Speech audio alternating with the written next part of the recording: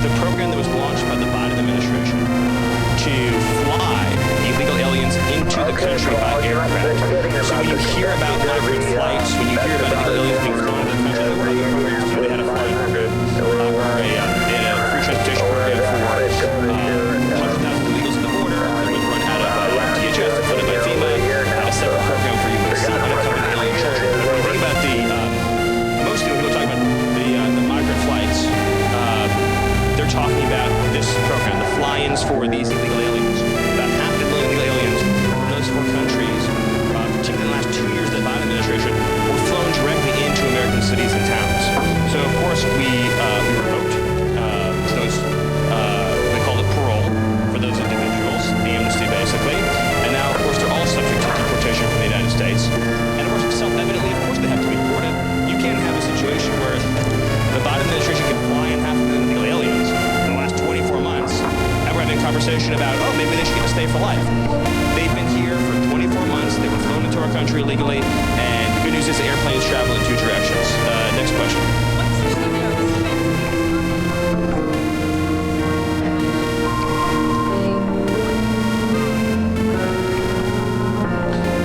It's a great question and a very valid question.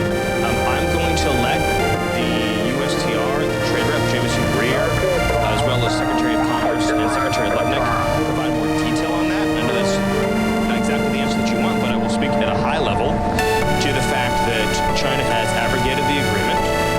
The United States acted immediately and in good faith, as of course you all saw, with the proclamation adjusting the tariff rate. China did not fulfill the obligations that it made and committed to with the United States, and so that opens up all manner of action for the United States to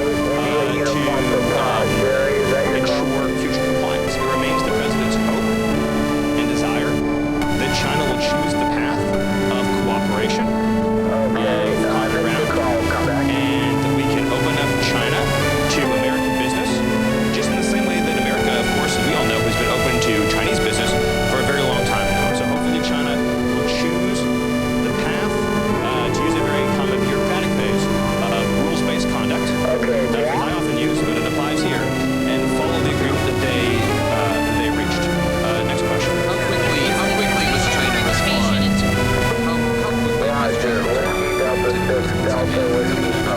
And again, as I mentioned, China often says that it would be the exact phrase of the rules-based international order, right? We've all heard that phrase from China over and over again.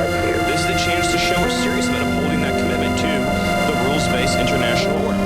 And as soon as possible is the best answer I can give you.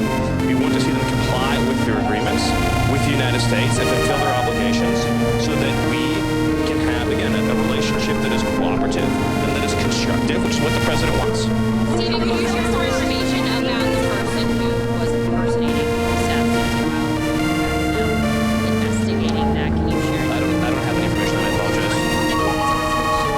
Yes.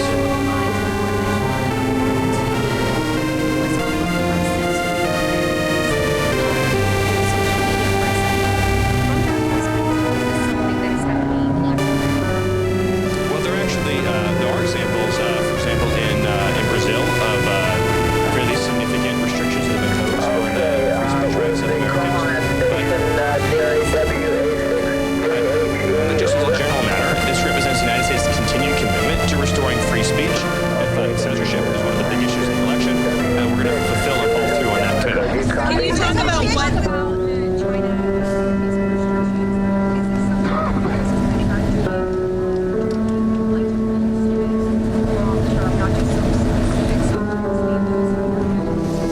Well, the State Department is putting that in place right now, so I don't want to get ahead of Secretary Rubio in how exactly that's going to be developed. So details to come. But as a general matter, the policy is going to be that we're not going to be awarding visas to individuals who have a risk of being engaged in any form of malign conduct in the United States, which of course would include espionage, theft of trade secrets, theft of technology, or other actions that would degrade the security of our industrial base. At the same time, there's a deeper issue here too.